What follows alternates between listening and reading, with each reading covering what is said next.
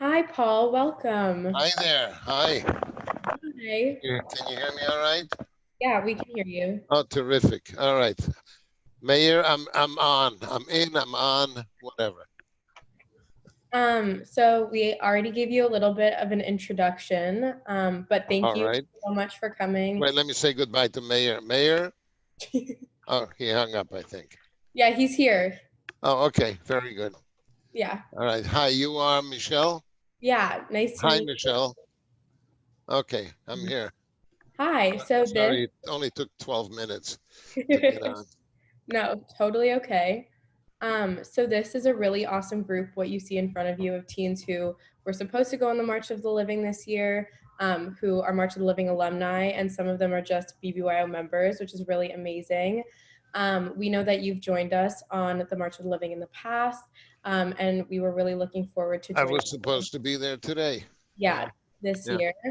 And we would just love to hear your story. Okay. Which story? I have many stories to tell. Any that you want to share with us and All that you right. would have been sharing with us today. I'll be happy to. How much time do I have? We have as much time as you need. Okay, I'll try and do it in 5 minutes. Okay, very good. How many people are on board?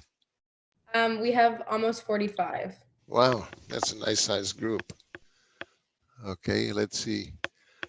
Uh, Isabel, Amanda, these are all new faces, I would assume. Ryan, we saw you earlier, didn't we? Yes. Okay.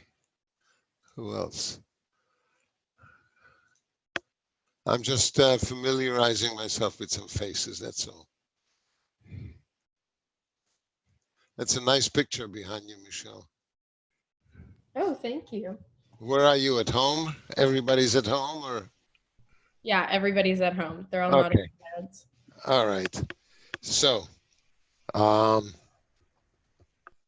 I'm Paul Galan. I've been, let's see, on 4 marches of the living with BBYO. Prior to that, I was on one other march of the living with a group from our local Holocaust museum, of which I'm president. And I do a great deal of speaking at schools and other groups. I live in Rockland County, New York, in the town of Suffern.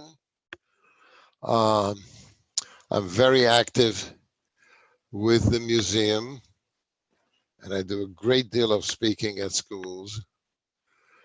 And I love BBYO. I really have become very fond of the young people I meet, especially on the March of the Living, because I love being there to comfort whoever is having difficulties with the sites. And some of the sites are pleasant, some of them are not. But we're not there for pleasure, and we're not in Poland for pleasure. We go to Poland to learn, to witness, to observe the places of horror, and to get a sense of what really transpired there. Now, I'm one of the very fortunate people in the sense that I was never in a concentration camp in Poland. Uh, However, a couple of members of my family have been.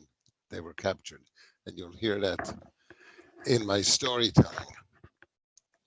I was 6 years old when the Holocaust really started for us, 1941. We were living in a small town, they called it a city, in Slovakia, which was part of Czechoslovakia prior to 1939. Excuse me. In 1939, Slovakia and the Czech, what is known as the Czech Republic today, became dominated by Nazi Germany. The Germans occupied Czech Republic, or Bohemia as it was also known, and Slovakia became a pro-Nazi government. It completely, the democratic government which preceded it escaped to London, and the Nazis put in their own puppets, and it became a totally subjugated pro-Nazi government, adopting all the laws that the Nazis had adopted previously, known as the Nuremberg laws, which pertain to the Jews of Europe and their long-term plans and what they were going to do with the Jews. Of course, we were not aware of it, but we had many suspicions as to what was going on or what was going to be. I was a young kid. I was 6 years old in 1941. And one of the first things that I remember very vividly was when we had to put on, we had to put yellow stars on our outer clothes on the right side, and we were not allowed to go out in the streets without the yellow stars. There were all kinds of penalties and punishments that were decreed by the government if you didn't wear a yellow star. But there were many other restrictions also that were instituted against the Jewish population. First of all, we Jews have always suffered from anti-Semitism in that country, in that part of Europe, even though Czechoslovakia was a democracy prior to Hitler's domination. But all of a sudden, people, once the government changed, once the government became pro-Nazi,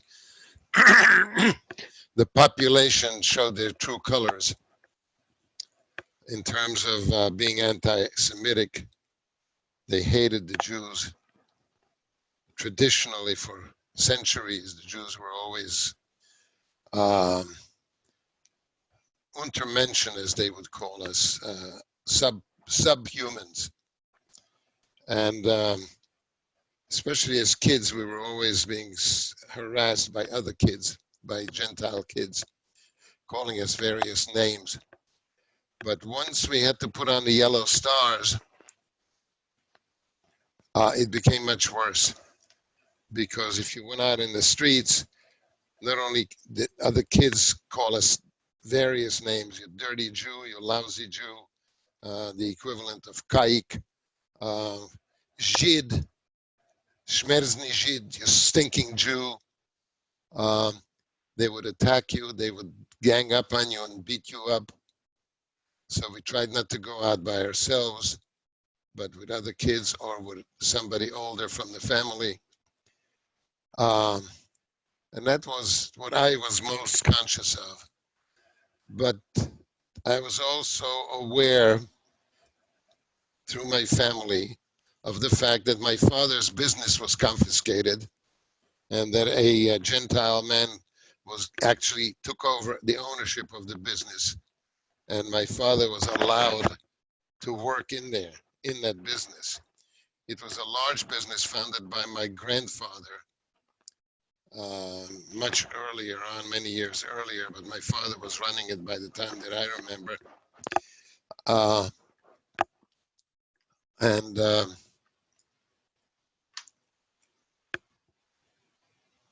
We learned a lot, even though our parents didn't want us to hear stories about what was being done, what was happening, or what their fears were, but we overheard an awful lot.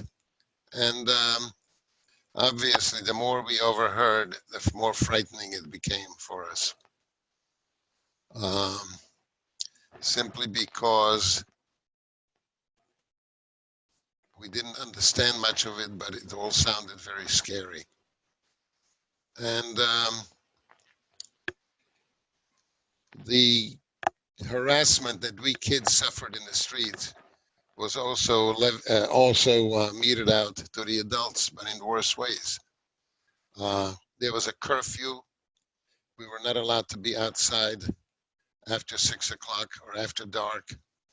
We were we were not allowed to go to public schools. All Jewish students were expelled from the public schools. So the Jewish community had to set up their own school system. So when I entered first grade at the age of 6, I went to the Jewish-run school. My father's business was taken away from him, as I said earlier. Jews were not allowed to wear fur coats. Jews were not allowed to walk on one side of the main street of the town. They had to walk on the opposite side only. There were various kinds of humiliations that were carried out. For example, one day the elite of the Jewish community, lawyers, doctors, businessmen, were rounded up and they had to sweep the streets of the city. Can you imagine? You're a doctor and all of a sudden you're out there with a broom, sweeping the streets, cleaning the streets, and being made fun of by the Gentiles, pointing at you and saying, look at those Jews, they're finally doing what they should be doing. They really hated us. And things were beginning to get even worse gradually. There was a public address system in the town. There were loudspeakers spread in various parts of the city so you could hear it from all over. And it was used primarily to make announcements to the Jewish population about the latest restrictions or the latest rules that the Jews had to obey. I would be walking on the street, you know, with with my parents or friends, and all of a sudden these loudspeakers would come to life. They would play the same nationalistic song, marching song, at the beginning of every broadcast. And then the next thing you would hear would be, attention all Jews, attention all Jews. As of tomorrow morning, at such and such time, you will have to report to such and such government office with your identity cards. So your identity cards would be stamped. So everybody had to line up. It took several days. We had a Jewish population of about 5,000 in our town. And everybody's identity card had to be stamped with the word Jew. It was not a small card, it was a little booklet. And the moment you opened the booklet, the word Jew in the red letters was stamped onto the first page. Businesses, as I said, were taken away from Jewish people. My father's business was a pretty big business. He was a grain merchant. And he really learned that business for many years from his father and from the practical use of his skills. And he was a very successful businessman who now was working for someone else and whose orders he had to obey, even though the man who now owned his business knew nothing about the grain business.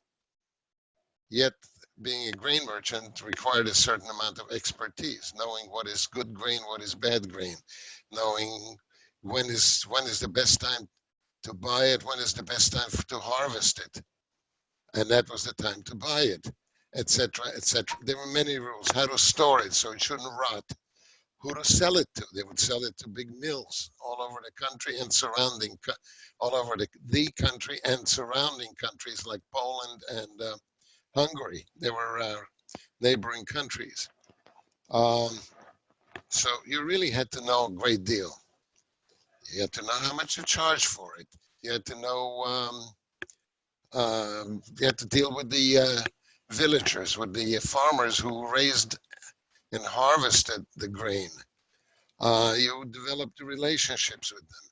All those things became meaningless because the Jew was as subhuman, and anyone who was nice to you was looked upon askew or even punished by the authorities.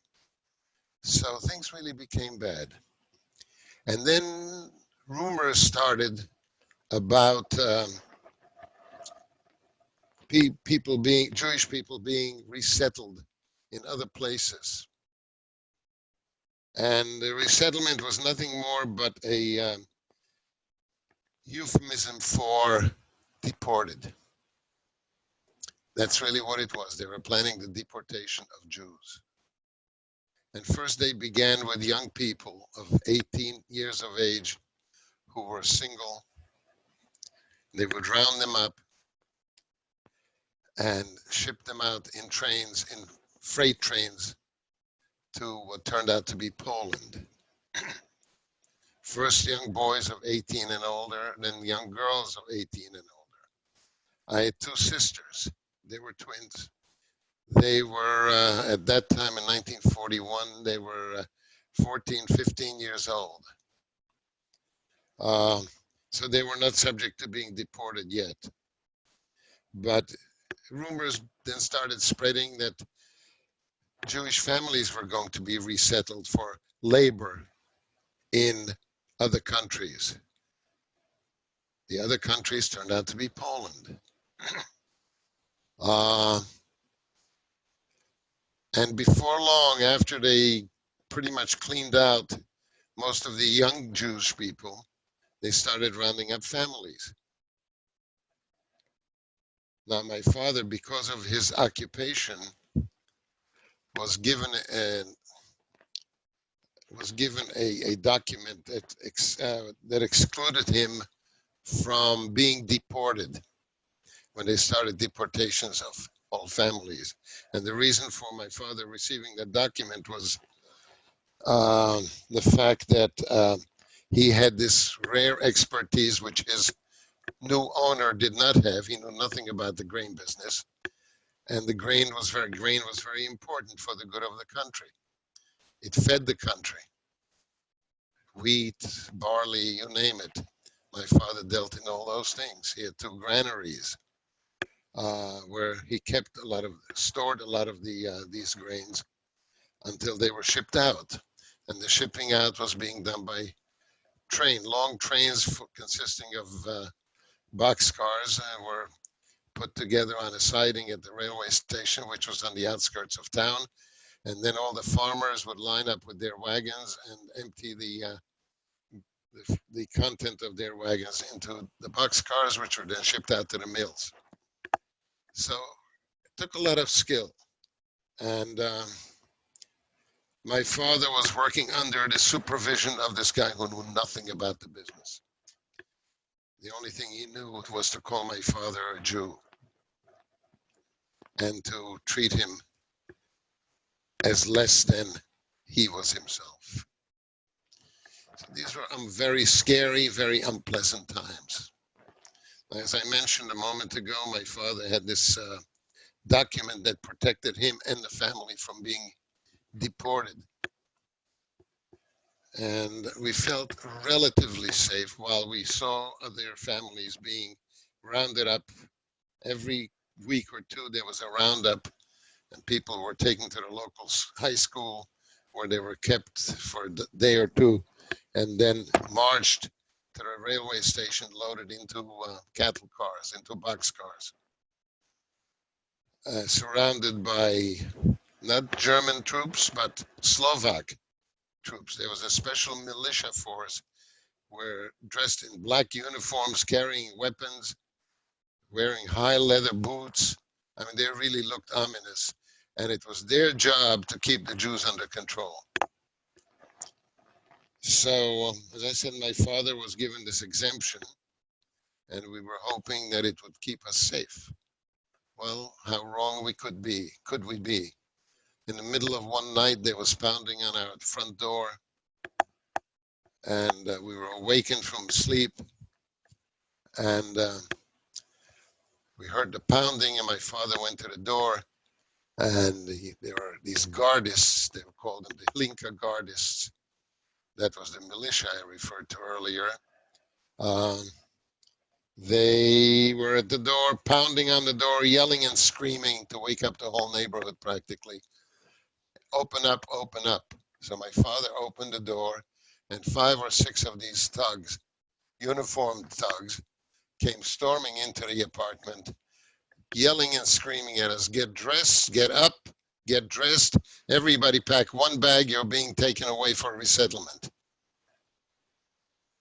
So my dad took out this document and presented it to the head of this group, saying, I am not subject to deportation, I'm exempt, and here is proof.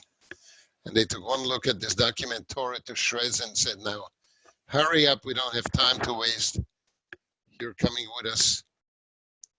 We're taking you away. Everybody is allowed to carry one bag. I was very frightened. This was 1942. I was 7 years old. Sorry. I cried. My sisters and my mother tried to reassure me that we'll be all right while we were getting packed and ready to go. And then they marched us through the dark town to the local high school. It was called the gymnasium. That was the equivalent of high school. When we arrived there, they took us to the athletic field of the school, where there were several hundred people already assembled.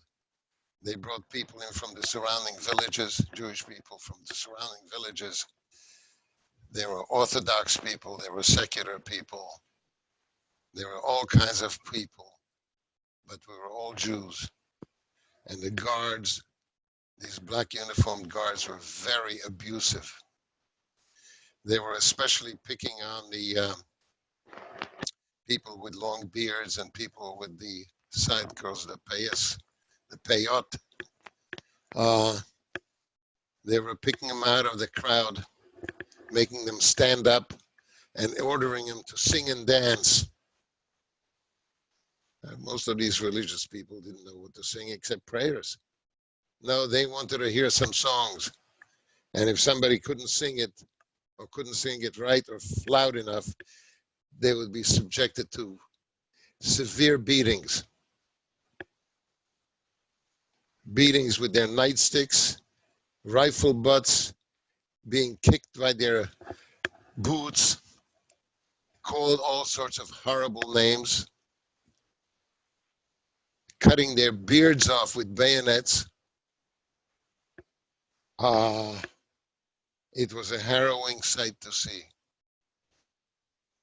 I was so frightened, I cannot even put it into the right words. Thank God for my family. It was a very caring, loving family, and my older sisters, they tried to calm me down and assure me that we're going to be all right. Yet at one point, two guards came and they led my father away. They led him into the school building. I wanted to know, where did they take my father? Where did they take him? Where are they? We didn't know. When father returned, he was bloodied, all bloodied. They beat him up. They gave him a beating, the likes of which he's never suffered in his entire life. They just beat him up. There was blood running down, streaming down his face onto his clothes. He was as pale as a ghost. And angry. I have never seen my father so angry. Just absolutely pent up, saying, I want to get those guys. I want to get those guys. So my mother and my sisters calmed him down, cleaned him up as best they could. And the night passed. It was a horrible night. It was a nightmarish night. Nightmarish night. My English is getting better. The following day, we sat there. There were a lot of officials rushing around. There was a Jewish group that were established by the government. They were sort of the governing group of the Jewish community. They were all wearing white armbands, and they were allowed into the schoolyard, and they would deliver messages to some of the people. And someone came up to my father and said to him, someone is working on your behalf. and walked away from him, didn't say anything more than that. So my father felt, and we felt somewhat reassured that someone is looking out for us. And it wasn't until the next day that suddenly they were calling our name, and my father presented himself to the officials, to the guards, and they said, all right, you take your family and get out of here. You're being released. So my father gathered us up and says, let's go. We're being released. Let's get out of here as fast as we possibly can. And we went to the gate where the guard let us out. And standing out in the street outside the gate was my Uncle Marius. He was my father's brother-in-law. They were very, very close. He was a businessman also. A very sophisticated, elegant man. And the reason I'm saying that is so you would understand what we've learned from him later. So he took us home in a taxi to our apartment. When we got to our apartment, we found the place. The front door was forced open and the apartment was looted. Many of our belongings were stolen. Furniture was broken. It was really a mess. But my father wanted to know, how did we get out of the transport? Well, my uncle, this very sophisticated, elegant man, always wearing very fashionable, tailor-made clothes, told the following story. He found out the morning after we were arrested that we were indeed arrested. And through his connections, he found out that it was the owner of the business who told the authorities that he no longer needed the Jew, that he knows enough about the grain business where he no longer needs the Jew, they should take him away. So the authorities obliged. They came and they arrested us. When my uncle found this out, unbeknownst to any of us, he kept a pistol in his home. He took this pistol, stuck it in his pocket, walked into my father's office, walked into the owner's back office, pulled the gun on him,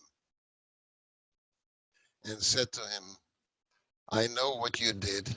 I know that you turned my family in, my brother-in-law and his family, to be taken away. You are a no good so-and-so because my brother-in-law taught you everything you know. You have taken over a very successful business and now you want them to go and be taken away to another country. If you don't go to the authorities and tell them that you made a mistake, that you really don't know everything that needs to be known in this business, if you don't do that, I'm going to shoot you. I'm going to kill you, shoot you, and I'll shoot myself. I don't care what happens to me. But you're not going to walk out alive. I want you to go to the government office. I'll go with you with my gun in my pocket, and I'll wait for you. And if you don't come out of that office with a document ordering the release of my brother-in-law and his family, I will shoot you right in the street. I will kill you and I'll shoot myself. I'll commit suicide. And he frightened this SOB so that he went, and when he came out of the government building, he gave my uncle, this document ordering our release. It was one of the most courageous things that I've, up until then, that I've ever seen or heard of. And we got released. After that,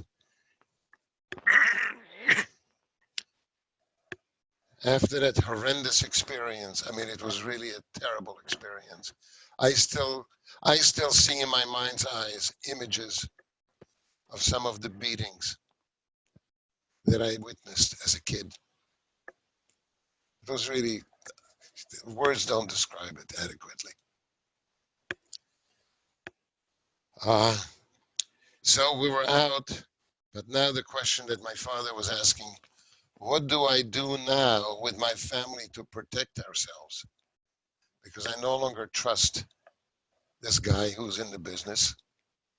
I no longer trust anybody in the greater community because we're vulnerable. He talked for a while about escaping to Hungary because the word was out that the Jews in Hungary are being well treated by the current government, which was true.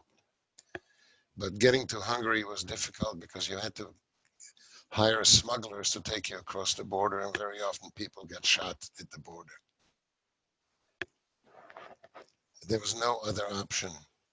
But my father had this idea. He knew a lot of the villagers, and he knew all the priests in the villagers, the Catholic priests, the Lutheran priests, you name it. And he had a particularly good relationship with the Lutheran minister in one of the churches. And he went to see him and asked him whether he could issue us baptismal certificates stating that we had converted to Christianity. The minister had a real hard time with that request because he had to answer to the higher authorities in the church.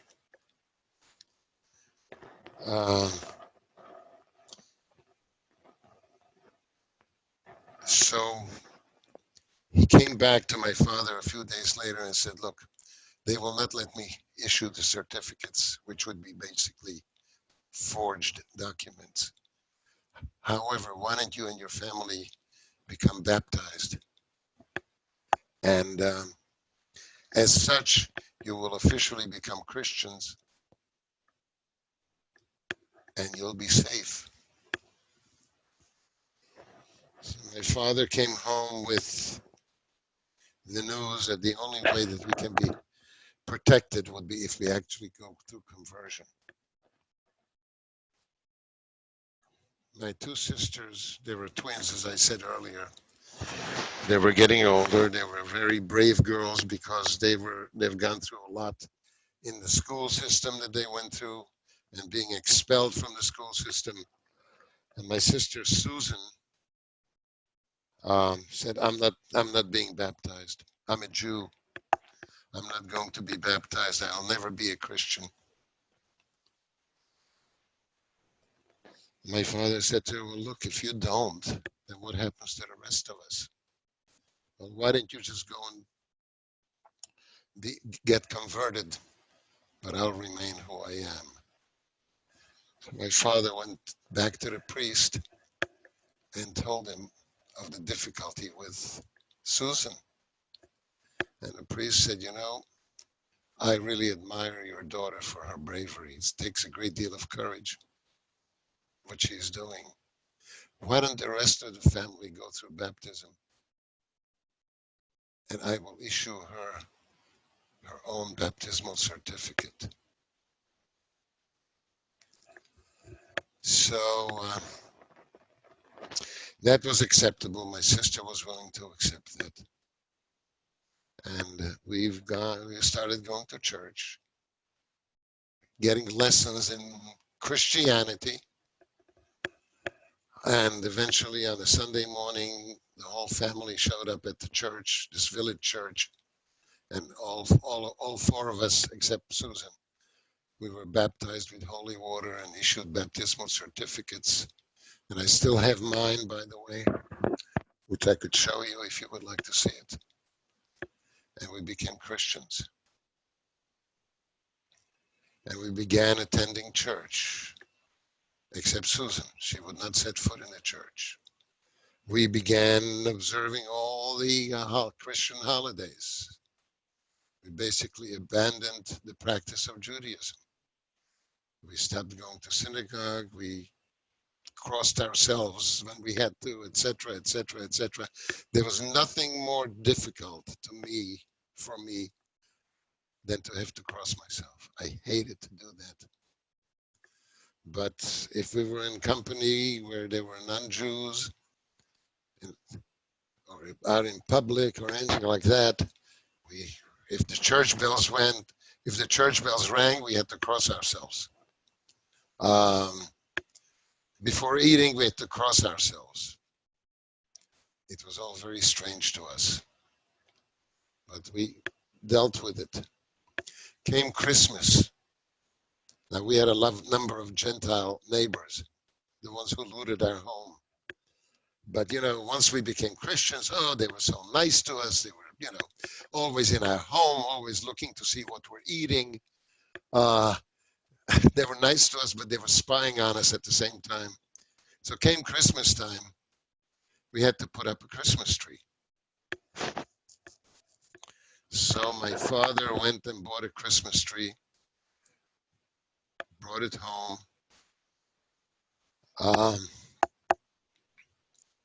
And we put up the Christmas tree. And my sisters and my mother and I, we were all cutting out all kinds of decorations to hang on the tree. And the final decoration was a star made out of cardboard, wrapped in silver paper, that was put up on top of the tree. And on Christmas Eve, all our neighbors were invited in. They wanted to see whether we had a Christmas tree. And when they saw it, they said, "Oh, what a beautiful tree. How nice this is. Isn't it wonderful that you are now part of us? But what kind of a star is that on top of the tree?" Susan, you're laughing. You know what kind of a star it was, don't you? It was a 6-pointed Jewish star, nicely wrapped in silver paper. We didn't know any better. So the neighbor said, what kind of a star is that? That's when we realized that it was the wrong star. So with a lot of explanations and apologies, one of my sisters climbed up and took down the star, and they fashioned a 5-pointed star that looked more like the Star of Bethlehem, and wrapped it in silver paper and put it up on the tree. And that was acceptable, and we were praised for it. Well, you know, you have a lot to learn kind of attitudes. So that was the highlight of being Christians, as far as I'm concerned. The rest was not pleasant. Never felt at home in a church. Never felt right. People were always looking at us in the church to make sure that we are praying and that we are singing and doing all the things that were required to be done. And this went on for a number of months until the government came out with a new decree. And the decree was that any Jew who had converted to Christianity after 1939 was still considered a Jew, and therefore is still subject to all the Nuremberg laws and subject to being resettled. Resettled is what they call deportation. And shortly thereafter, on a Saturday afternoon, we'd gone back to being Jews openly. On a Saturday afternoon, I believe, if my memory serves me right, it was the afternoon of Rosh Hashanah, 1942. We were at home. My sister Susan was visiting a friend when the police showed up at our home and announced to us that we're being taken away to a labor camp in Slovakia. So they were not talking about resettlement, but they were talking about taking us to a labor camp in Slovakia. We knew of the existence of that camp because a number of our friends were taken there, and they were allowed to communicate with back home. And life, the word was that life in the camp was tolerable. It was not a death camp. It was people not being tortured, but everybody had to work. So the day they came to arrest us, my sister Susan was at a friend's house, and the police wanted to know, where's your daughter Susan? My father said, I don't know. She left here this morning, went to visiting friends. I have no idea where she may have gone. And meanwhile, a friend of hers came to looking for her. And my father whispered to that girl, go find Susan, tell her not to come home, to go into hiding, because we're being taken away. So we were arrested. We were taken to the local jail, where they kept us for about a week.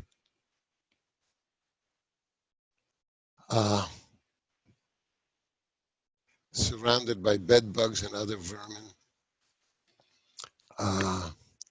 People on the outside were trying everything they could to get us released. Nothing worked. And meanwhile, they were searching for my sister, and they didn't find her. We didn't know where she was. They were questioning us all the time. You must know where she is. We really didn't. So it was easy enough to deny. But being that they couldn't find her, we felt good knowing that she's well hidden somewhere. So after about a week, they said, all right, that's enough. And they took us by train to this labor camp in the western part of the country. The camp was called Novaky, Novaky. Its official name was, sorry, Novaky Labor Camp for Jews. That was the official name of the camp.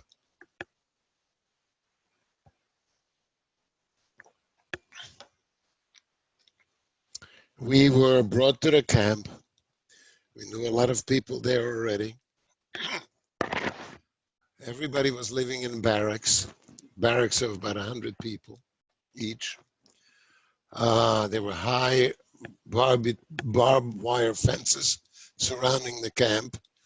There were about 1,500 people in the camp. Guard posts all around. These black uniformed guardists were on duty there. All adults had to work at various jobs. Some were ridiculous jobs, some were real hard work. It depended on how lucky you were. My mother and my other sister, Eva, were working in a sewing shop. They were sewing clothes. My father had a variety of different jobs. He was not capable of digging ditches because he had a bad leg. So he was assigned to different tasks. My sister Eva at one point was sent to the kitchen where she spent several weeks peeling potatoes. The kids, my age and even older, we all attended a makeshift school. It was a one-room school. And we didn't know what was going to be the future. Our greatest fear in this camp was that we might be shipped out to Poland.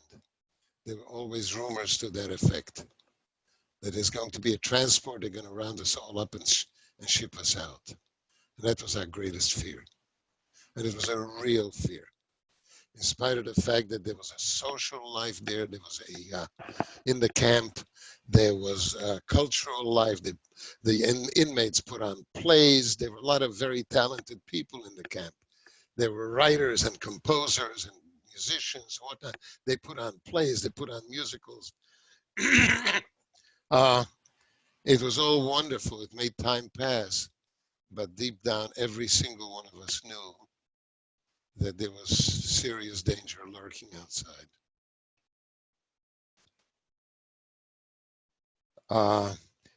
My father had his father living back in our hometown, who was getting very old. He was in his 80s and he was sick. So my father was given permission a number of times to go visit his father, as long as the rest of the family remained in the camp. So we were the hostages, so to speak.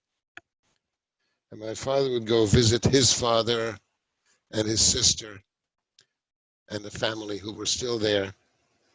And every time my father came back, he was able to bring back some money with him. He said, I don't know when we may need it, but he had lots of money hidden away. But we may just need it one day. And he would hide it in the barracks. 1944 came, the spring of 1944. Number of people had radios, shortwave radios hidden away in their bunks or other places. So they were able to listen to the news, to the world news, from primarily from the BBC of England and the Voice of America. And then one day they heard the news that the Allies have invaded Europe, that they landed in France, which was D-Day, and that the war is now taking a turn in favor of the Allies. And the other news was that the Russians were beating their Germans deep inside Russia. That winter, the Germans suffered severe losses in Russia because they were not prepared for the cold Russian winters, and they really were badly damaged. So all of a sudden, the Allies, including the Russians, had the upper hand. And the landing in Normandy, of course, was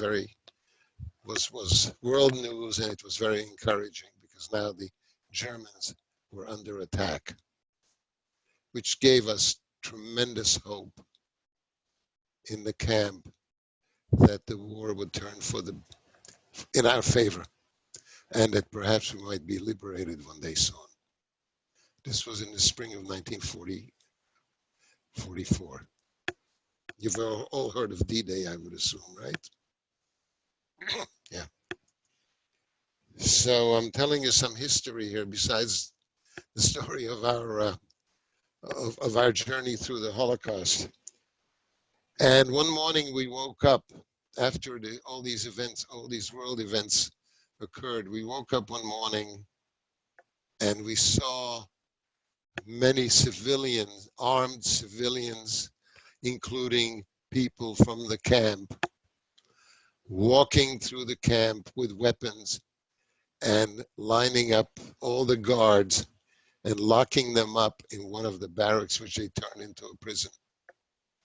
What had happened, there was an uprising, a national uprising against the pro-Nazi regime, and the partisans, you know what the partisans were?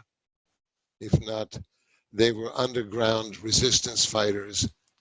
Many of them were parachuted into the country with weapons by the Allies, and they started an uprising against the Nazi government. So we were overjoyed at this event when the morning that we found that the camp was actually liberated by the resistance. We were celebrating. However, only a small part of the country was actually liberated. Yet the gates of the camp were opened and we were free to leave. A small part of the country was liberated indeed. We left the camp. We moved into a city, the only big city that was liberated as well. And one option I found is Big Daddy's Wine. Shut up. New City. Does that one sound good? It sure does. Perfect. Shut up.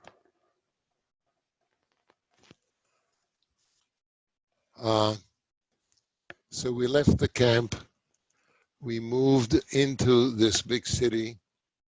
We found a place to live. And hoping that this uprising would spread throughout the country. and that the whole country would become free. Unfortunately, that was not about to happen because Germany sent overwhelming armed troops into Slovakia to crush the uprising. And in a matter of 2 months, they succeeded in crushing the uprising. And all the resistance fighters, they all found refuge in the mountains, in mountain lairs, underground bunkers, and so forth and so on. And the Germans were taking back, recapturing most of the cities, and they were on the outskirts of the city that we were in. We heard artillery fire. Airplanes were swooping down constantly, shooting people in the streets.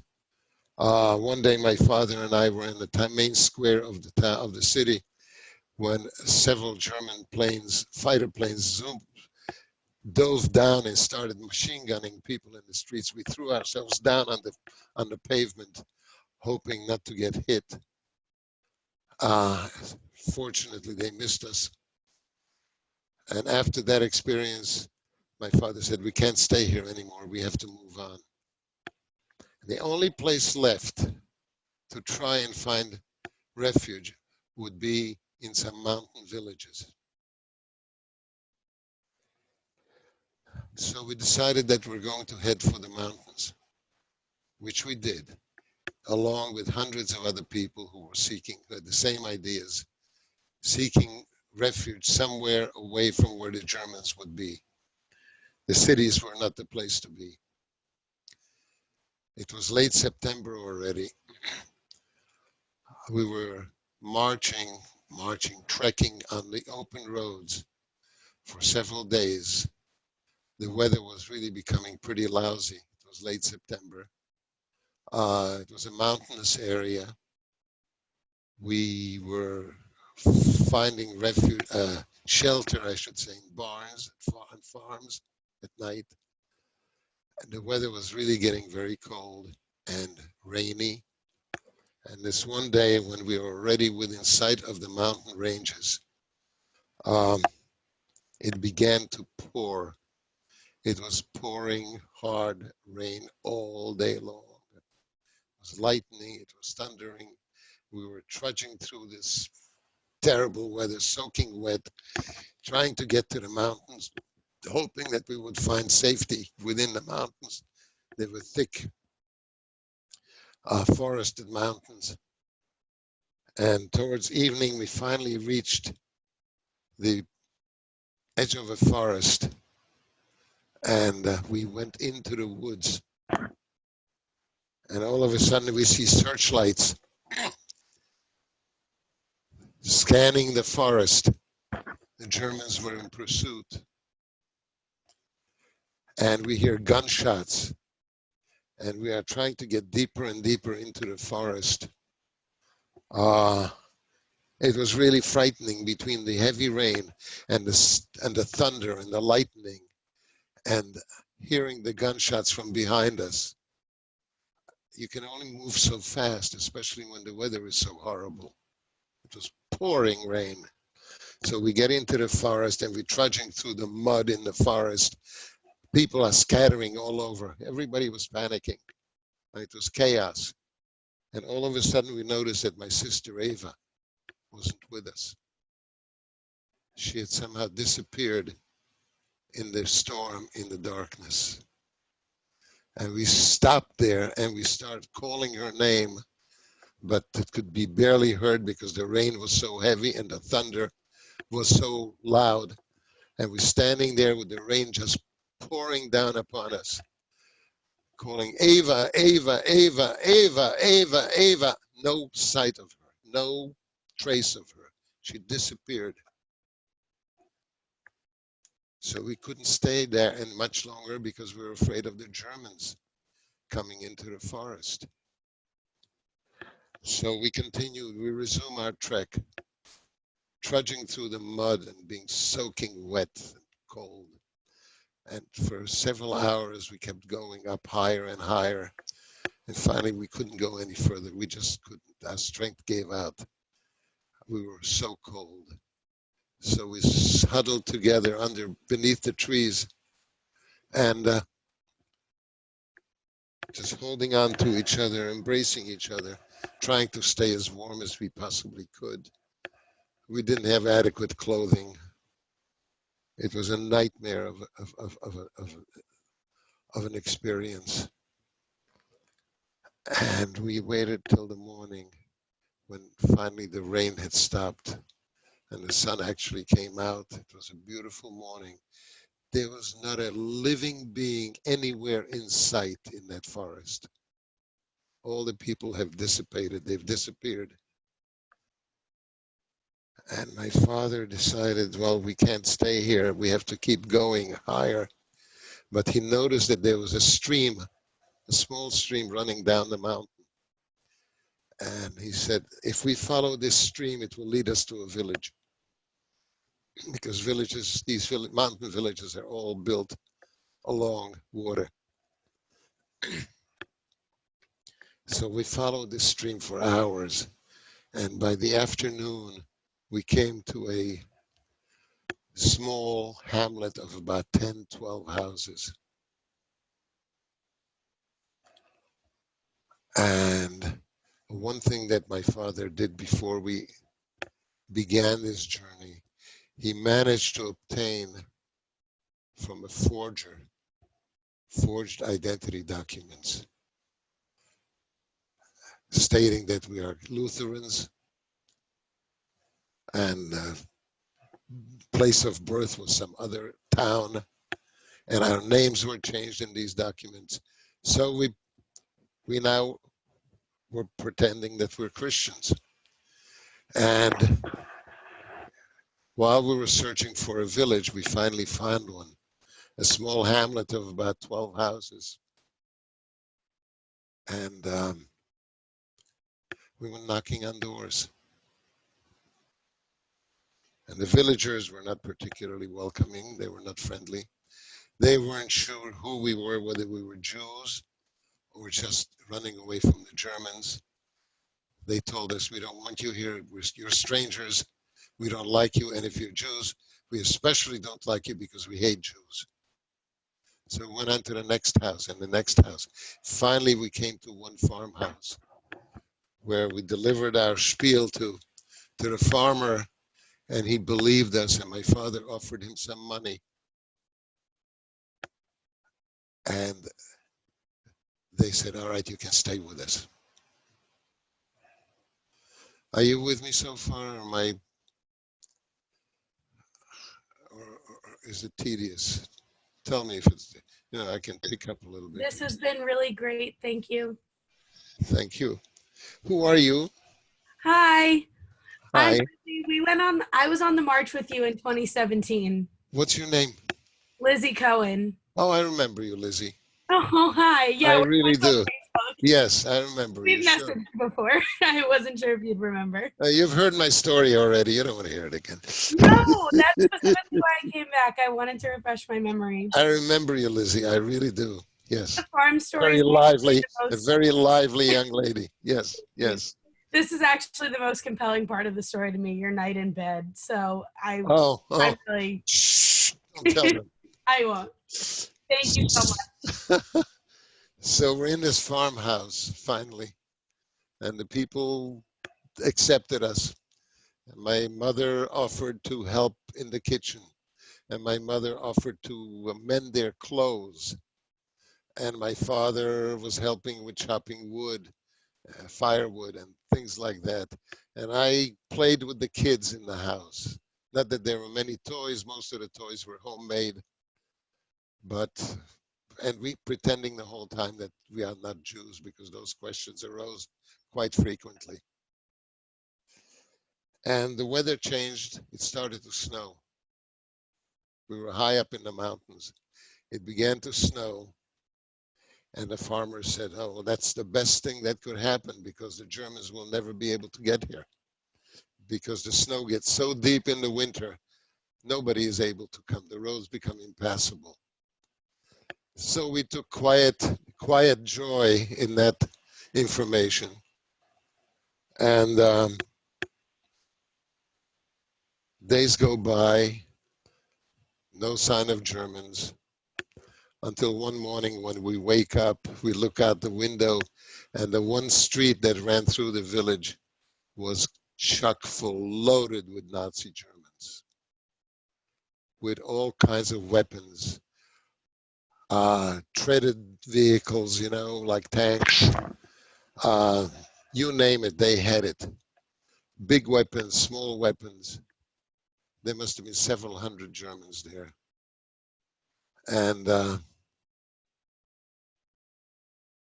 so we were really frightened. What will happen now? This was our first contact with the Germans. That's much better, Lizzie. All I saw till now was the top of your head.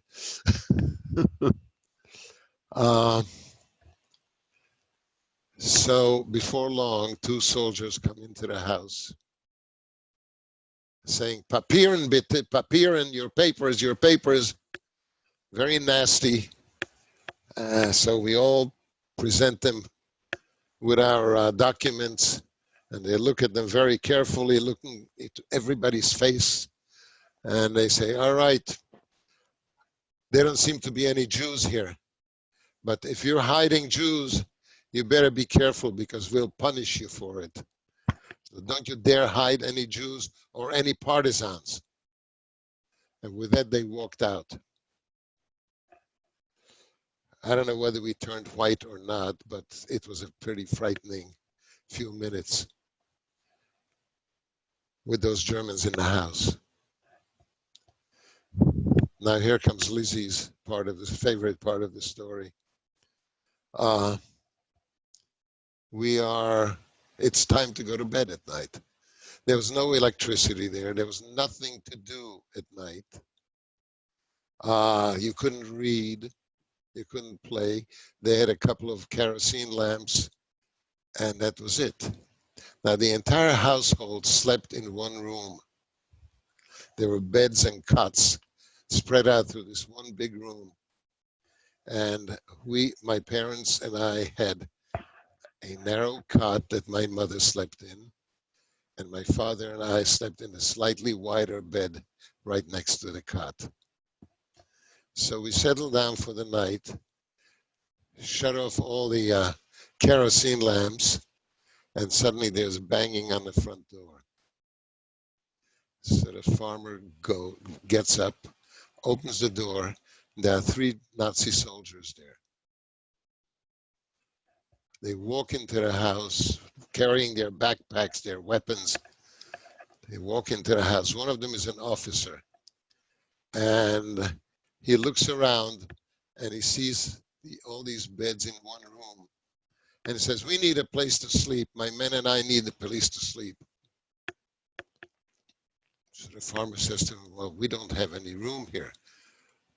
You know, you can see that it's a small house with a lot of people. So the Nazi says, we'll manage. And he picks a bed, which is the bed that my father and I would sleep in. And he tells the 2 soldiers to spread blankets on the floor and bed down on the blankets.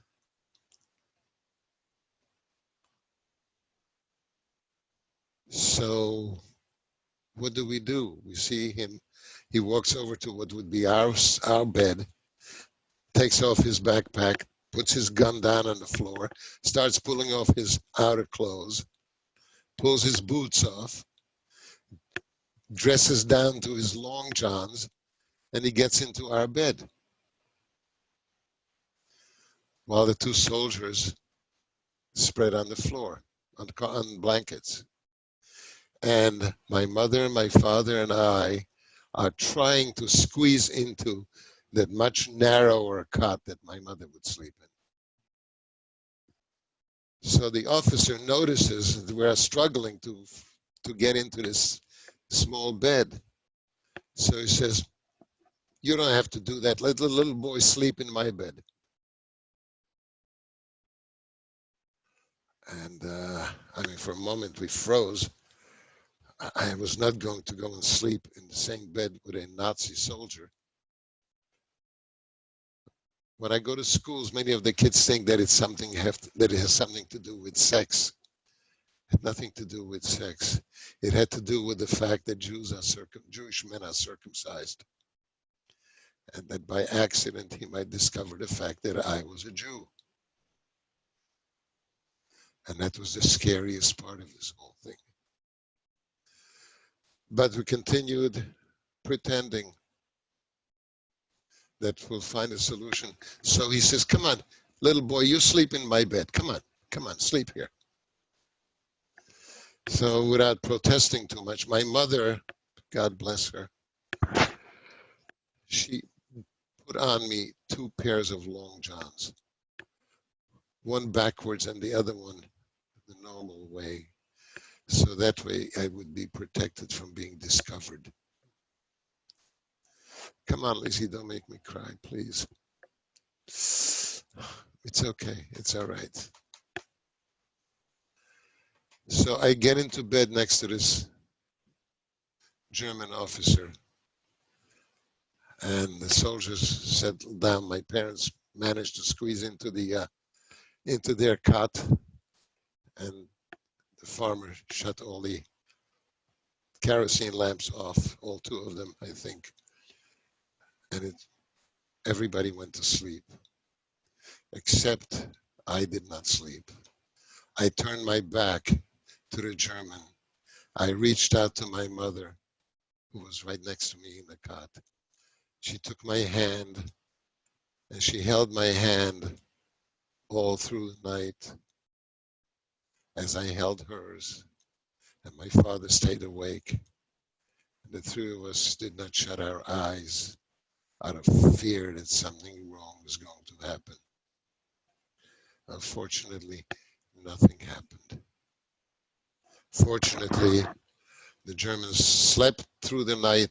They woke up in the morning, they got dressed. They even said, Dankeschön, which means thank you, and they left the house. I don't know how long it took us to recover from the fear, from the fright that we experienced that night.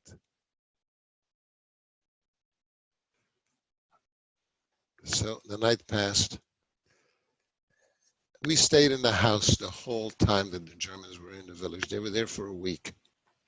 We never set foot outside. The only time we went out was at night because we had to use the outhouse, back of the house. And the reason we didn't go out, because we did not want to be seen by either the Germans or the villagers. We didn't trust the villagers. The people we were with, whose home we were, they got used to us. They were very nice. They accepted us. So about a week later, we're sound asleep one night. There's pounding on the front door. We all wake up. The farmer goes and opens the door, and there's an SS officer standing there with a flashlight shining into the farmer's face. He just walks right into the house, walks right by the farmer, comes into the room where everybody is in bed, and goes from one person to the next, shining the flashlight in their faces, and pauses with each person, and finally comes to my mother. My mother is laying there, she's frightened. And he sits down on the edge of her cot. And he says to her in German, which my mother could speak, but she would not let on to it. He says to her, I know that you are a Jew. You are here with your husband and your son. The villagers have turned you in to us. I was on duty when they came to tell us that you are Jews hiding here. I destroyed the report about you being Jews. And I came to warn you. We are leaving here at dawn, this dawn. After we leave, you should leave this village as soon as you possibly can, go somewhere else. Because there'll be other troops coming here in a few days. And next time the villagers will report you again, and you will probably not be so lucky as you are tonight. So leave this village as soon as you can. And my mother was speechless. She didn't let on to the fact that she understood him. She was just so frightened, as were we, but he was not sitting on the edge of my father's and my bed. So when he finished, he stood up. He says, "Don't forget what I told you." And he glances down and notices my mother's wristwatch. She had a very pretty wristwatch that she's had for years. And he says, "That's a beautiful watch. Could I have it?" My mother took it off, handed it to him. He said, "Danke schön." And he walked out. At dawn, the Germans left the village. The following day, we got another farmer to drive us to a different village where he knew some people, and he said that he will find us a place to live. And we drove almost all day through the snow-covered fields. I remember how beautiful they were. They were absolutely breathtakingly beautiful, all the fields with the pine trees and whatnot. Idyllic. But we were on the run. And we finally came to this other village, a bigger village than the last one. The last one was really tiny. And we went to several houses where he knew the residents. And finally we came into one house where we noticed there were no men in the house. There was the woman of the house, her daughters, and a bunch of children. Later we found out that the men were away in the winter working in a coal mine. But we managed to convince this woman that we're not going to hurt them, that we're not Jews. My father gave her some money and she accepted us. And we settled in to this household. This was in late November. We stayed in this house until the month of March. However, just before Christmas, again, we made ourselves useful and, familiar and reassuring with these people that we're okay, we're not there to hurt them. My mother, again, did mending of clothes, and she even made a dress for one of the children. And my father and I were always doing something to be helpful. And then came Christmas. And the men of the house came home for the holiday. They came home for Christmas. Among the men was a young guy who was the son-in-law of the family. No sooner did he walk into the house and he saw us there. He said, "Who the hell are you people? What the hell are you doing here? You must be Jews. And I hate Jews. I want you to get out of here." And we are protesting. We're saying we're not Jews. We show him our documents. He says, "You are Jews. Otherwise you wouldn't be here. I really want you to get out of here." And he starts really giving us a hard time. Until finally, the mother-in-law intervenes and tells him to leave us alone, that we're good, decent people, and we're not Jews. To leave us alone. So he finally relented and stopped harassing us. And they celebrate Christmas, and we celebrate Christmas with them, of course. And a few days later, on the 30th of December, 1944, we wake up in the morning and the village is crawling with hundreds and hundreds of German troops. And before long, two soldiers come walking into the house with their machine guns, and they immediately order all the adult men to get their coats, take their identity papers, and go out to the street to be identified by an officer. So all the men obey, including my father. He had no choice. And they go out. They leave the house. They go out to the street. Then they proceed.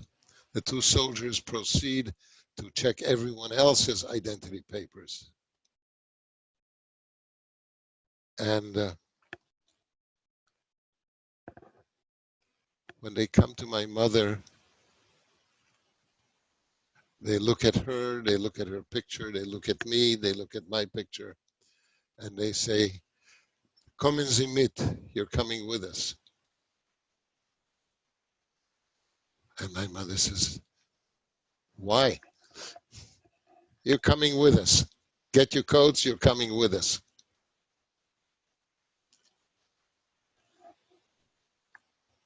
It was bitter cold outside. You know, the temperature in the mountains were very, very, very low temperatures, snow on the ground. So my mother bundles herself and me up, and we start, and the soldiers say, "Okay, let's go." So we start walking out, and they're following right behind us with their machine guns pointing at us. We walk out into the farmyard, heading towards the fence that separates it from the street. And the two soldiers are walking behind us, and they're talking to each other. We couldn't understand what they were saying to each other. And just before we got to the gate, one of the soldiers comes around to face us with the gun pointing down, and he says, "Go back. Go back. Schnell, schnell. Zurückgehen. Go back." And we were bewildered. And he says, "No, quickly, go back, go back, go back," almost in a whisper. So my mother grabs me by the hand, and we go running into the house. As soon as the door shuts, the two soldiers went out to the street. We are still, in a state of confusion. We don't, as to what happened. And the men return, and my father is not with them. So I ask, "Where's my father?" And this young guy, this mean bastard, says, your father is a Jew. The officer took one look at him and said, "Jude," and they led your father away. So by now he's probably dead. They probably shot him. They wouldn't hang people here because it takes time. So they probably shot him. So if he is a Jew, you're Jews, you get out now. And I began to cry. I began to beg that he's making a mistake, that he can't do this to us because it's wrong. He's making a terrible mistake. And why? And my father is gone now. We don't have anybody to take care of us. Please let us stay. I'm begging him. And finally, the mother-in-law intervenes and says to him, "Leave him alone. They're nice people. Let them be." She yells at him. So he walked away and left us alone. And meanwhile, my father was gone. The Germans left the village that afternoon, and we didn't know what happened to my father, whether he was dead or alive or what. 2 days later, the men went back to the coal mines. But our lives, we were so disturbed. We were so frightened by the absence of my dad. And, he was the head of the family, typical European head of the family. He was our guide, he was our protector, he was our everything. So the woman of the house was reassuring us. "Don't worry, you'll be all right. Everything here will be fine. Your husband will survive. If you're not Jews, they won't do anything to him." So time went by. The Germans came back to the village several times, and each time she hid us in a potato cellar in the barn. She hid us in that cellar and covered up the door to the cellar with bales of hay and bags of grain. And we would stay there until the Germans left the village. This happened a number of times. Then time went on. The feelings we had are hard to describe. It was fear.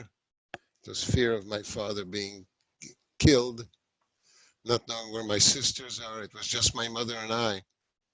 I was not quite 10 years old.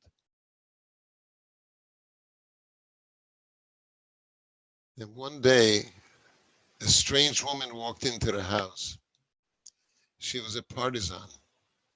She was a big, tall woman wearing a sheepskin coat, carrying a machine gun across her chest like this, wearing high boots, leather boots. She comes into the house, very friendly. She says, can I sit down? Can I stay here for a little while to warm up? She's talking primarily to the landlady. And she sits down and she starts conversation with us. And at one point she turns to my mother and she says to my mother, is your name by any chance, Serena? And my mother's shocked that this woman knows her name. And she says, yes, it is, Serena. She says, and which one is your son among the kids? So I said, I am Paul. She says, your sister Ava sends you greetings. She's up in the mountains with us. She was lost in the forest and we found her. And she's been with us ever since. She's well protected and safe.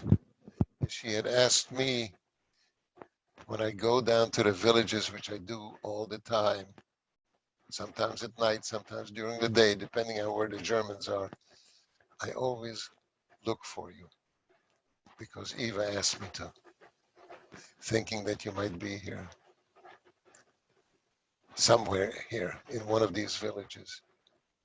So now that I found you, I will have good news for Eva, and we will keep an eye out for you guys. We'll keep an eye on you to protect you as best we can.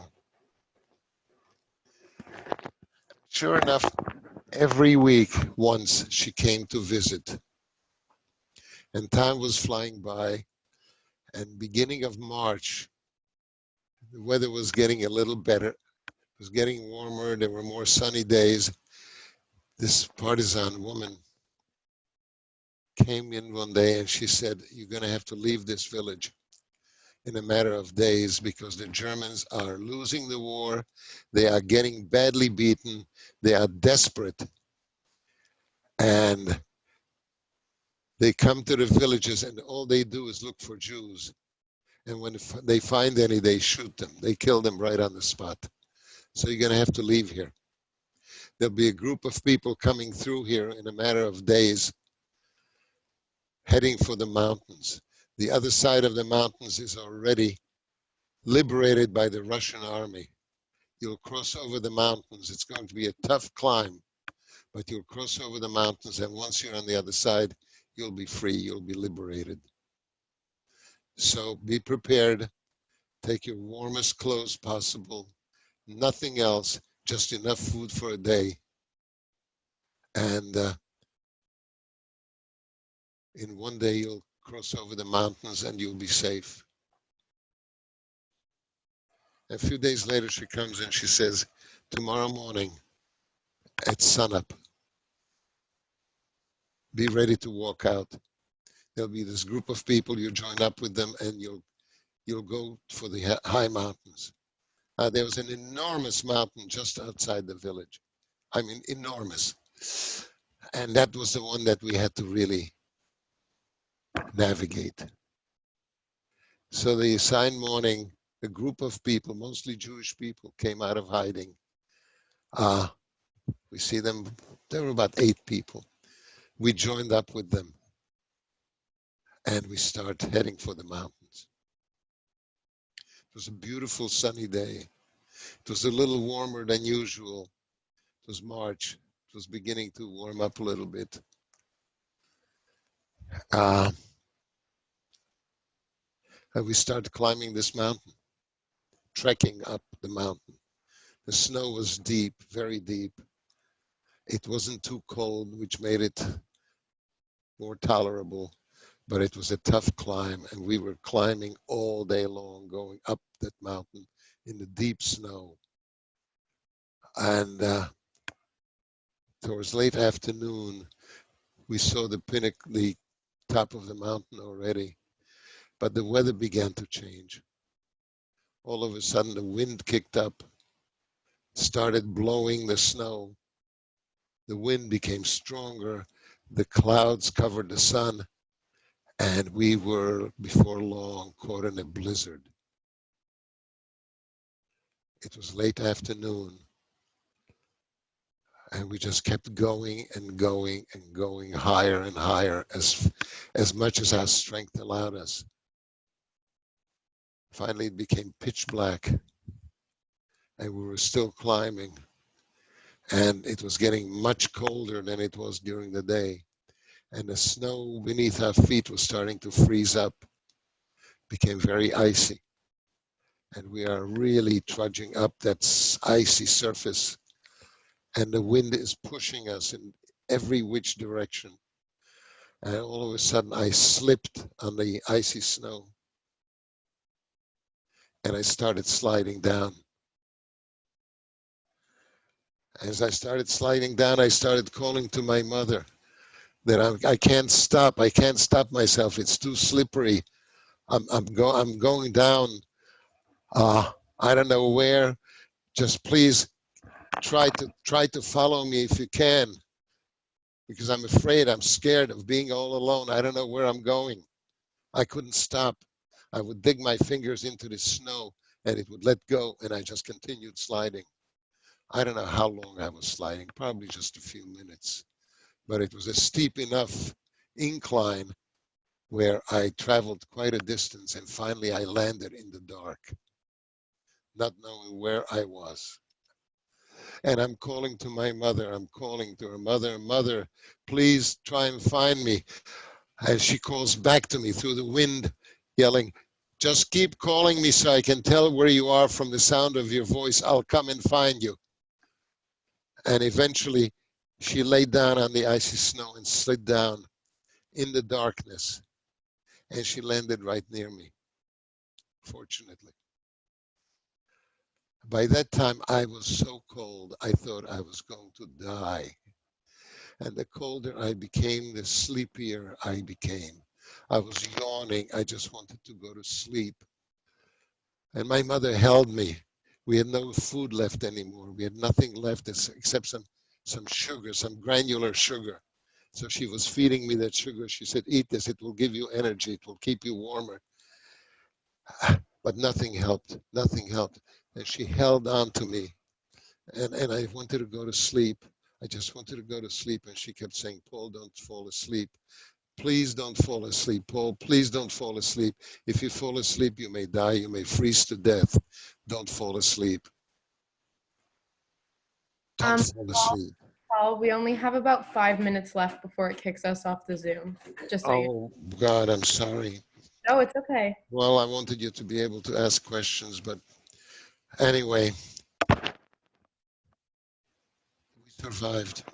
We went down the mountain. We went down the mountain. It took us all day, and we came upon a group of Russians, soldiers. They were in a cabin with heat and everything else, and they gave us food.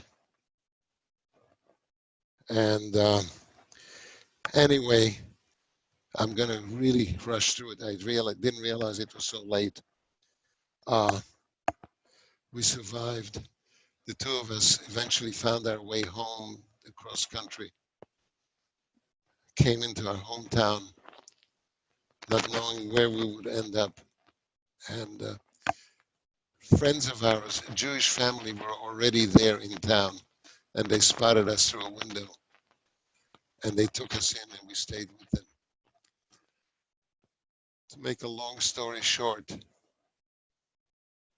couple of weeks later, my sister Eva crossed over the mountains and found us living in this house. So she was well, she was alive. In beginning of June, my father showed up. He returned from a concentration camp where he survived.